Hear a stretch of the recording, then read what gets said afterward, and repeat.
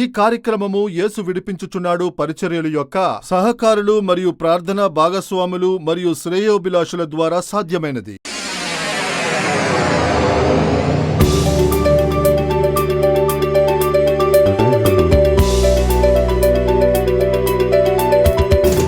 చూస్తూ పిలిచినప్పుడు, యేసు నన్ను స్వస్థపరచండి అని అడిగినప్పుడు ఆయన గాయపడిన హస్తముతో తాకుతారు. ఈ రోజు మిమ్మల్ని తాకుతారు. ఈ రోజు ఆయన గాయపడిన హస్తం మీకోసం చాచబడి ఉంది. ఈ రోజు మిమ్మల్ని తాకి స్వస్థపరచబోతున్నారు. మీరు విశ్వసిస్తే ఈ రోజు ఆయన హస్తం మిమ్మల్ని తాకి అద్భుతమైన స్వస్థతను ఇస్తుంది. మీరు స్వస్థతని పొందుకుంటారు. ఆయన గాయాల చేత మీరు స్వస్థత పొందుతారు.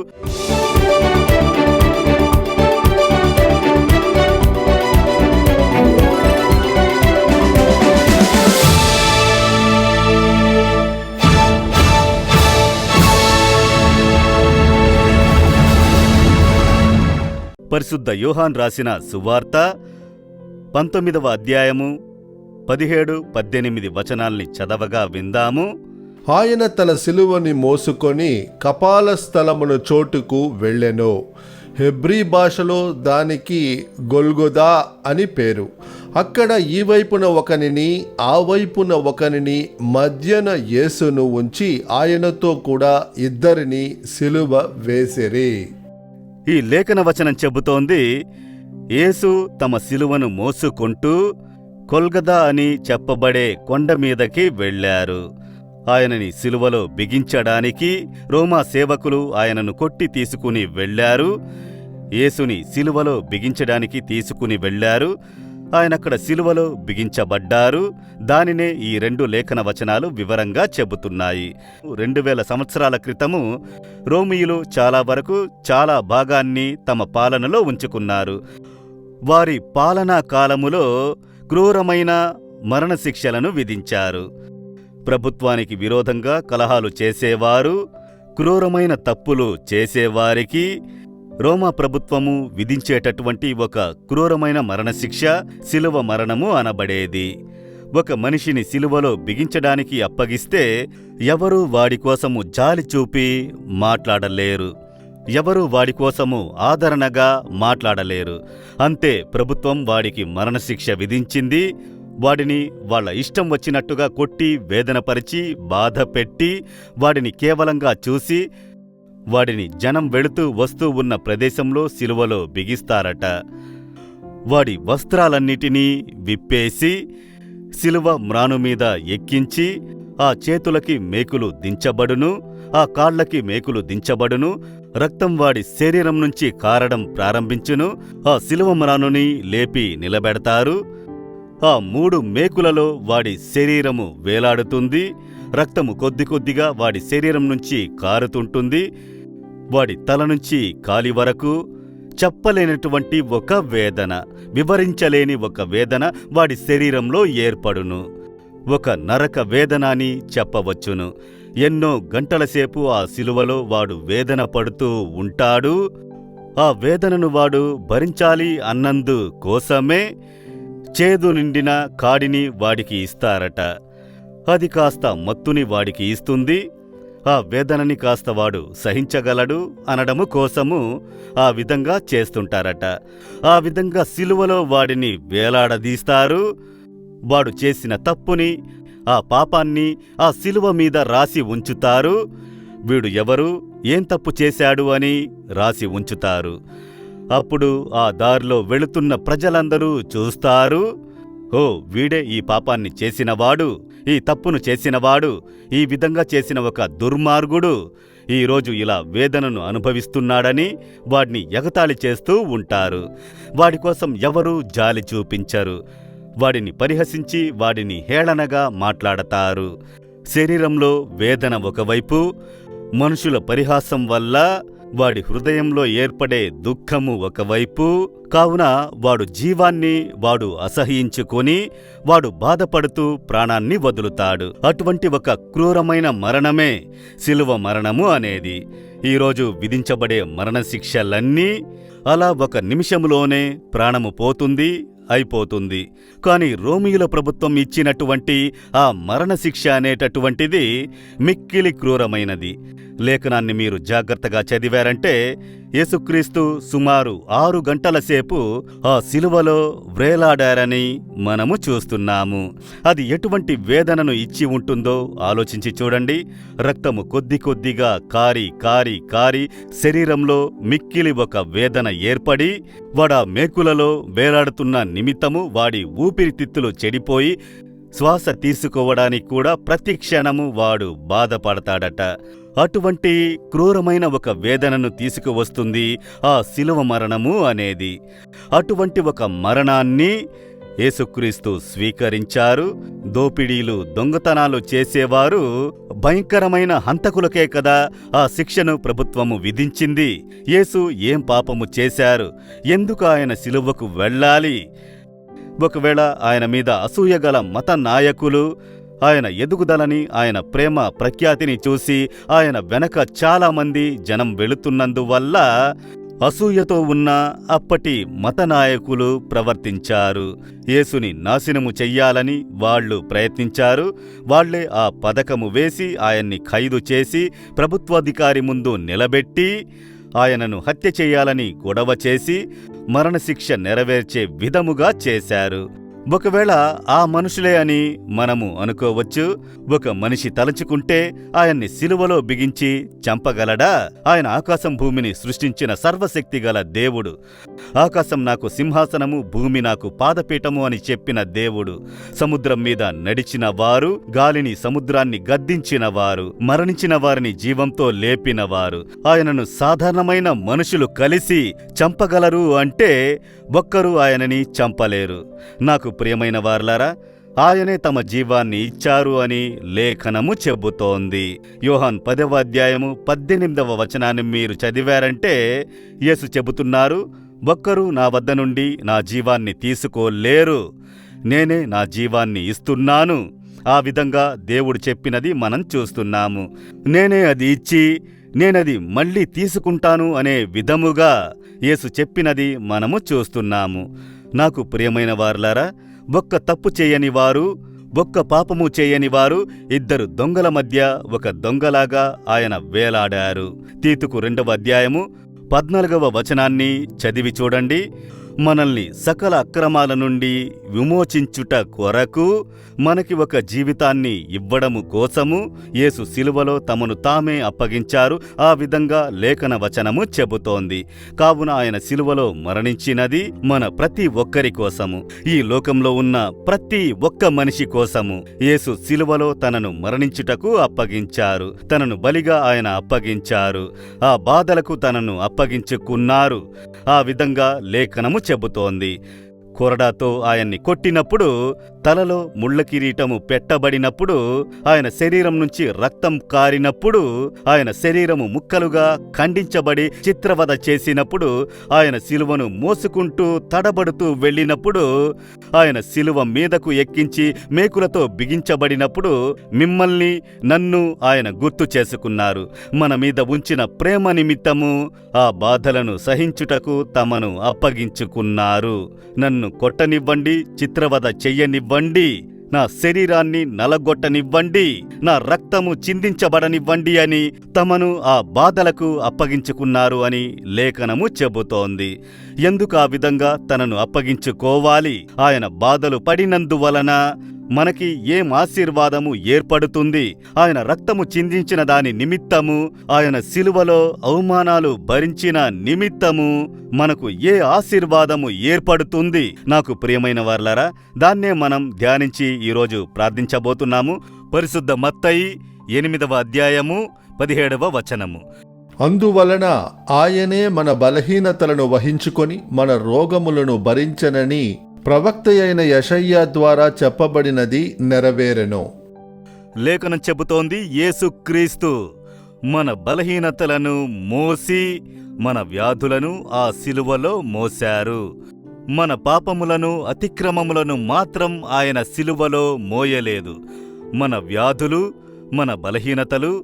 ఈరోజు మనిషి యొక్క ముఖ్యమైన సమస్య ఏంటి? వాడి వ్యాధులు, బలహీనతలు, వాడి రోగములు. వ్యాధి ఒక మనిషిని సోకినప్పుడు ఆ కుటుంబం బాధపడుతుంది. ఒక బలహీనత శరీరానికి వచ్చేసిందంటే మనసంతా నీరసించిపోతుంది. నాకు ఇలాంటి ఒక వ్యాధి వచ్చేసిందే. అదే చాలామంది జీవితాల సమాధానాన్ని చెడగొట్టి వేదనను తీసుకువస్తుంది. ఇటువంటి వ్యాధి నాకు వచ్చేసింది, ఈ వేదనను నేను భరించలేకపోతున్నాను, ఇలా నా శరీరము బాధపడుతూ ఉంది అనేటటువంటి ఒక వేదన. ఒకసారి ఒక కుటుంబీకులు నన్ను కలవడానికి వచ్చారు. అందులో ఆ తండ్రిగారు మెడికల్ కాలేజీలో డాక్టర్లకు ఆయనే తరగతులు తీస్తూ ఉంటాడు. మెడికల్ కాలేజీలో ప్రొఫెసర్గా పనిచేస్తూ ఉన్నాడు. ఏ విధంగా రోగులకు సహాయము చెయ్యాలి, వ్యాధులు ఏ విధంగా వస్తాయి, ఎలా వాళ్లకి మీరు సహాయము చేసి రోగులను గుణపరచుటకు శ్రమించాలి, ఇవన్నీ నేర్పించేటటువంటి ఒక పెద్ద ప్రొఫెసర్. ఆయన నన్ను చూడాలి, ప్రార్థన చెయ్యాలి అని అడిగినందువలన కుటుంబమందరూ కలిసి నన్ను కలవడానికి వచ్చారు. ఈయన ప్రొఫెసర్ అని ఆ కుటుంబీకులు నాకు పరిచయం చేశారు. నేనాయన్ని చూసిన వెంటనే ఆయన కళ్ళ నుండి కన్నీళ్లు కారడం ప్రారంభించాయి. ఆయన్ని ఇద్దరు కలిసి పట్టుకుని తీసుకువచ్చి నా ముందు కూర్చోబెట్టారు. చిన్నపిల్లాడిలాగా ఆయన ఏడ్చారు. మెడికల్ కాలేజీలో ప్రొఫెసర్గా ఉన్నవారు రోగులను గుణపరచుటకు మీరు ఈ విధంగా ఉండాలి అని చెప్పేవారు, డాక్టర్లకు నేర్పించేవారు. ఆయన నా ముందు చిన్న పిల్లాడిలా కూర్చుని ఏడుస్తున్నారు. అయ్యా, మీ సమస్య ఏంటి, ఎందుకిలా ఏడుస్తున్నారు అని అడిగినప్పుడు ఆయన శరీరంలో వచ్చినటువంటి వ్యాధి ఆయన్ని బాధ పెడుతూ ఉంది. వ్యాధి వల్ల ఆయన బాధపడుతూ బలహీనపడి నడవలేనటువంటి కష్టముతో ఉన్నప్పుడు తీసుకుని వచ్చి కూర్చోబెట్టారు. మనసు ముక్కలై ఏడుస్తున్నారు. నేనే డాక్టర్లను తయారు చేసేవాడిని, రోగులకు స్వస్థత ఇవ్వడానికి ఏం చెయ్యాలి అని నేర్పించేవాడిని. ఇప్పుడు నాకు ఈ వ్యాధి సోకియున్నది, అది తలంచినప్పుడు నేను నీరసించిపోతున్నాను అని చిన్నపిల్లాడిలా ఆయన ఏడ్చాడు. వ్యాధి ఎటువంటి మనిషినైనా కలవరపరుస్తుంది. ఏ ఒక్క వ్యాధి అయినను ఎటువంటి మనిషి మనసులోనైనా ఒక వేదనను తీసుకువస్తూనే ఉంటుంది, సమాధానాన్ని చెడగొడుతుంది. ఒక బిడ్డ వ్యాధితో ఉంటే కుటుంబమంతా బాధపడుతుంది. భర్త వ్యాధితో ఉంటే ఆ భార్య, వారి పిల్లలు బాధపడుతున్నారు. ఏం జరుగుద్దో అన్న ఒక వేదన. ఆ విధంగానే వ్యాధితో బాధపడుతూ వేదనతో ఈ స్థలానికి మీరు వచ్చి ఉండవచ్చు. మీ శరీరములో ఏదో ఒక అవయవము చెడిపోయినందువల్ల, ఏదో ఒక నొప్పి వేదన నిమిత్తము దేవుడు నన్ను ఎలాగైనా గుణపరచరా అనే తపనతో మీరు వచ్చి ఉండవచ్చు. నాకు ప్రియమైన వారలారా, ఏ వ్యాధి అయినను సరే ఆ వేదనలను యేసు శిలువలో మోశారు. ఆయన రక్తము మన పాపములను కడిగి శుద్ధీకరించునని లేఖనము చెబుతోంది. అలాగైతే ఆయన శిలువకు తీసుకుని వెళ్ళబడి మేకులు కొట్టబడి రక్తాన్ని మాత్రం చిందించి ఉండవచ్చు. అంతకన్నా ముందు కొరడాతో ఆయన శరీరాన్ని కొట్టారు. లేఖనాన్ని చదివి చూడండి. యుద్ధ సైనికులందరూ యేసుని కమ్ముకున్నారు. సుమారు 600 మంది యుద్ధ సైనికులట. ఆ దేశాధిపతి యొక్క అంతఃపురంలో ఉన్న సైనికులందరూ కూడా యేసును కమ్ముకున్నారు. రోమ యుద్ధ సైనికులు కనికరములేని గుణము కలవారు. వారి హృదయాలు కఠినముగా ఉంటాయి. ఒక్కరికి కనికరము చూపించరు. యేసుక్రీస్తుని 39 సార్లు కొరడాతో కొట్టి ఆయన శరీరాన్ని చించారు. ఆయన వీపి కొరడాతో చించబడినప్పుడు ఒక భక్తుడు చెబుతున్నాడు, దున్నిన పొలములో అది తయారయ్యింది అని. యేసు ఈ లోకంలో పుట్టడానికి సుమారు 600 సంవత్సరాలకు ముందే పుట్టిన యేషయ్య అనే ప్రవక్త యేసు ఈ లోకానికి వచ్చి, అంటే దేవుడు మనిషిగా వచ్చి ఎలా చిత్రవదలను అనుభవిస్తారు, మానవజాతి కోసం శ్రమిస్తారు అనే దాన్ని ప్రవచనంగా ఈ లేఖనంలో రాయబడి ఉంది. ఆ వాక్యం ప్రకారం ఆయన వీపి దున్నిన పొలంలో తయారైనది. ఆ విధంగా ఆయన ఆ దెబ్బలను స్వీకరించారు. తలకి ముళ్ళ కిరీటం పెట్టబడింది. తల నుండి కాలి వరకు శరీరము గాయపరచబడినది. ఆయన నలగగొట్టబడ్డారు అని యెషయా 53వ అధ్యాయము 4-5 వచనాల్లో మనం చదువుతున్నాము. ఆయన శరీరం నలగగొట్టబడింది. ఎందుకోసం ఆ శరీరానికి అంత వేదన? మన వ్యాధి వల్ల. మనం అనుభవించేటటువంటి వేదనలను ఆయన స్వీకరించారు.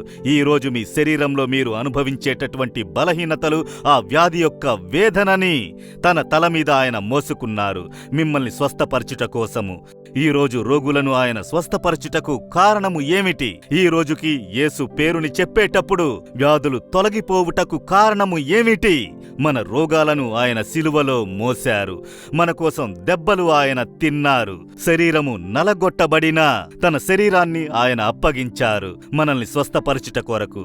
ఈరోజు ఏ వ్యాధితో మీరు బాధపడుతూ వచ్చి ఉన్నను దాన్ని ఆయన సిలువలో మోసియున్నారు. ఈరోజు మిమ్మల్ని స్వస్థపరుస్తారు. లేఖనం చెబుతుంది 1 పేతురు 2:24 ఆయన గాయాల చేత మనం గుణమవుతున్నాము. యెషయా 53వ అధ్యాయము 5వ వచనం చెబుతోంది, ఆయన పొందిన దెబ్బల చేత మనకు స్వస్థత కలుగుచున్నది. నాకు ప్రియమైన వారలారా, ప్రార్థించేది ఎవరైనా సరే, మిమ్మల్ని గుణపరిచేది యేసు యొక్క గాయాలు. ఆయన చేతిలో గాయపడిన దెబ్బలు ఇప్పటికీ ఉన్నాయి. ఆ గాయాలే అద్భుతము చేస్తున్నాయి. ఆ గాయమైన హస్తముతో ఆయన తాకుతున్నప్పుడే రోగాలు మాయమవుతున్నాయి. అద్భుతమైన స్వస్థత ఏర్పడుతుంది. ఈరోజు మీరు ఏ చోట ఉన్నారో అక్కడ యేసు యొక్క హస్తం మిమ్మల్ని తాకును. ఈరోజు అదే చోట మిమ్మల్ని ఆయన స్వస్థపరుస్తారు. కారణం, ఆ వేదనలని ఆయన మోశారు. మీ వ్యాధులను ఆయన మోశారు. యేసు వైపు చూస్తూ, నా రోగాలను సిలువలో మోశారే, నా కోసం నీ శరీరాన్ని గాయపరచుటకు అప్పగించారే, ఆ గాయపడిన హస్తముతో నన్ను తాకండి అని ప్రార్థించి చూడండి. వెంటనే ఆయన తాకి గుణపరుస్తారు. ఆయన గాయపడిన హస్తం మిమ్మల్ని తాకి గుణపరచును. నేను వెళ్లే ప్రదేశాలలో, పరిచర్య చేసే ప్రదేశాల అనేకులు వచ్చి సాక్ష్యం చెప్పేటప్పుడు చెబుతారు, ఒక హస్తం నన్ను తాకినది, నా వ్యాధి నన్ను వదిలి మాయమయ్యింది.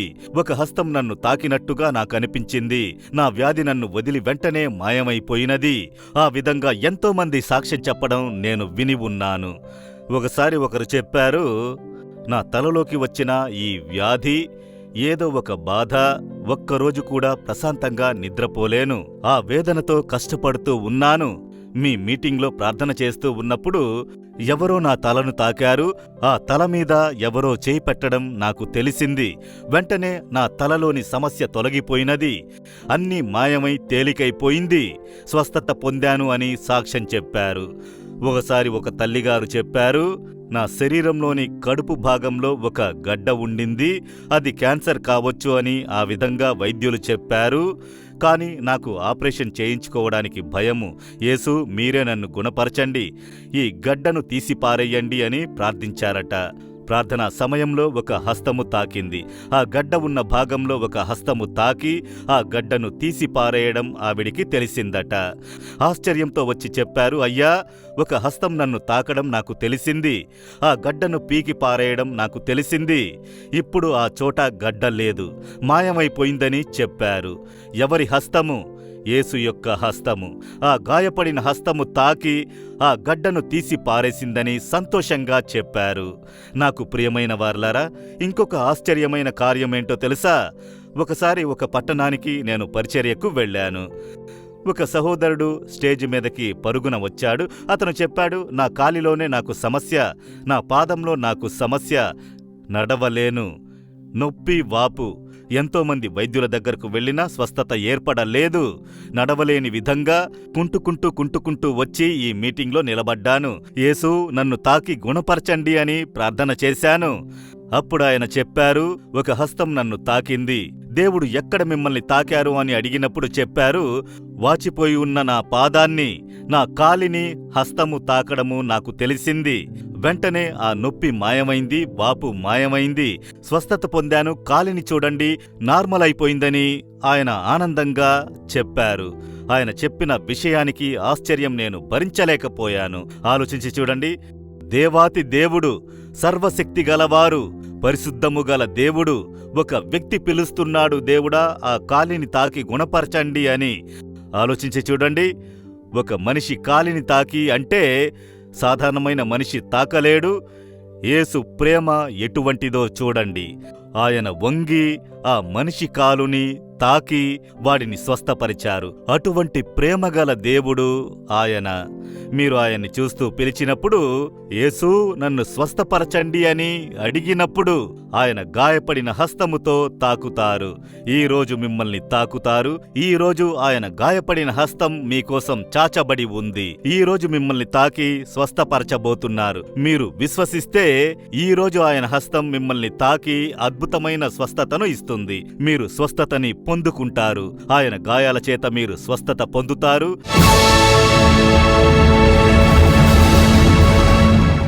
ప్రియమైన వారలారా, యేసు నామమున నేను మిమ్మల్ని దీవిస్తున్నాను. దేవుని వచనాన్ని విన్నారా? సిలువలో ఆయన మన రోగాలను అన్నిటినీ మోశారు. ఈరోజు ఏదో ఒక వ్యాధి మిమ్మల్ని కష్టపెడుతుందా? అది క్యాన్సర్ కావచ్చు, ఆస్తమా కావచ్చు, జాయింట్ పెయిన్స్ కావచ్చు, లేక హార్ట్ డిసీజ్ కావచ్చు. ఎనీ డిసీజ్, ఏ వ్యాధి అయినను సరే భయపడకండి. యేసు సిలువలో మోశారు.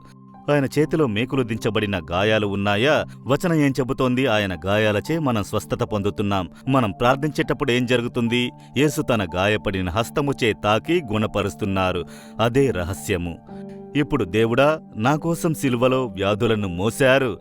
మీ గాయాల చేత నేను స్వస్థత పొందుతున్నానని విశ్వసిస్తున్నాను. ఆ గాయపడిన హస్తముతో నన్ను తాకండి, అలా అడగండి చాలు. అంతే. యేసు మీ రోగాలను సిలువలో మోశారు.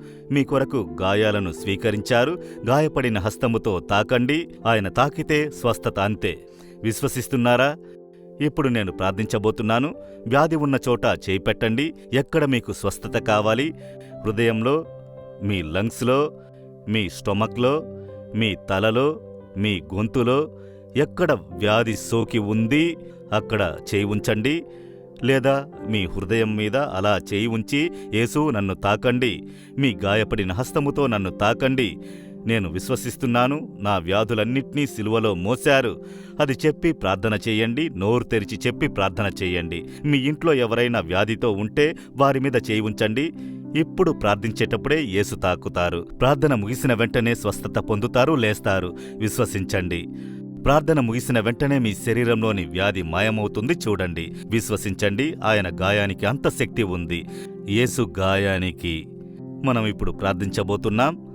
అలా కనులు మూసి, తండ్రి, మా రోగాలు, బలహీనతలు అన్నిటినీ సిలువలో మోశారు. మమ్మల్ని గుణపరచుట కొరకు చేతిలో గాయాలను స్వీకరించారు. నా మరణ పడకకి మీరు వచ్చి ఆ గాయపడిన హస్తముతో తాకి నాకు అద్భుత స్వస్థత ఇచ్చారు కదయ్యా. నేను అది తలంచుకుని మీ పిల్లల కోసం ప్రార్థిస్తున్నాను. ఇదిగో మీ కుమార్తెను చూడండి, కుమారుని చూడండి. ఈ వ్యాధి వచ్చిందని బాధపడి కలత చెంది ప్రార్థిస్తున్నారయ్యా. ఇప్పుడే మీ గాయపడిన హస్తమును వారి మీద ఉంచండి. ఈ కుమార్తె మీద, ఈ కుమారుని మీద మీ గాయపడిన హస్తమును ఉంచండి. తండ్రి, నన్ను తాకిన విధంగా వీరిని తాకండి. ఈరోజే ఆ దుష్ట వ్యాధులు అన్నీ తొలగిపోవాలి యేసుక్రీస్తు నామము ద్వారా. మీరు నన్ను తాకిన వెంటనే నా మరణ పడక మారినది కదా. ఇప్పుడే తాకండి. ఈ తమ్ముడిని తాకండి, ఈ కుమార్తెను తాకండి. యేసు నామమున ఈ పిల్లని తాకండి. ఇప్పుడే వ్యాధి పడక మారాలి. దుష్ట మరణ వ్యాధి తొలగిపోవాలి. మీ హస్తము చేత గుణమవుతున్నాము. కనులను తాకి గుణపరచండి. చెవులను తాకి స్వస్థత ఏర్పడే విధంగా చెయ్యండి. హృదయాన్ని తాకి గుణపరచండి. కిడ్నీని తాకి గుణపరచండి. యేసు నామమున గర్భసంచిని తాకి గుణపరచండి. దేవుడా, ఎముకలను, నరాల్ని తాకండి. సకల వ్యాధులు తొలగాలి యేసు నామమున. ఈ నిమిషము నుండి వారు స్వస్థత పొంది లేచి నడిచెదరుగాక. మీ గాయాల చేత గుణమవుతున్నాము. మీరు తాకుతున్నారు. మీ గాయాల చేత గుణపరుస్తున్నారు. విశ్వసిస్తున్నాము. అద్భుత మార్పును ఎదురుచూస్తున్నాం. మీ పిల్లలు అద్భుతాలను చూసి ఆనందించాలి. మీ చేతికి అప్పగిస్తున్నాను. యేసుక్రీస్తు నామమున ప్రార్థిస్తున్నాను తండ్రి. Amen, amen. ప్రియమైన వారలారా, దేవుడు ప్రార్థనను విన్నారు. మీకు అద్భుతం చేసేశారు. మీరు విశ్వాసంతోనే గదా ప్రార్థన చేశారు. ఆయన గాయపడిన హస్తము తాకినది. ఇకపై విశ్వాసముతో నన్ను తాకినందుకు స్తోత్రములు, నన్ను గుణపరిచినందుకు స్తోత్రములు అని దేవుణ్ణి స్తుతించండి. మీ శరీరంలో స్వస్థత ఏర్పడుట మీకు ఇప్పుడే అర్థమైపోయింది. ఈ రోజు నుంచి ఒక మార్పు. బాగా దేవుని స్తుతించి యేసుని మహిమపరచండి. దేవుని హస్తం మీతోనే ఉండి మిమ్మల్ని నడిపించునుగాక. మీరు పొందిన స్వస్థతను కాపాడుకోవాలి. మళ్ళీ ఆ పాపాలు, పాపపు అలవాట్లు, తప్పుడు మిత్రులు, మద్యపానము వెళ్ళకూడదు. వాటన్నిటినీ తీసి పారేయండి. మోసం చేయడము, అబద్ధాలు చెప్పడము, దొంగతనం చేయడము, పనిలోగాని బిజినెస్లోగాని ఏది వద్దు. నిజాయితీగా ఉండండి, నిజాయితీగా నడుచుకోండి. యెహోవా మిమ్మల్ని ఆశీర్వదిస్తారు. ఈ రోజు నుంచి మార్పును చూస్తారు. 9487343603 8106072222 info@jesusredeems.org. దేవుడు మిమ్మును దీవించునుగాక.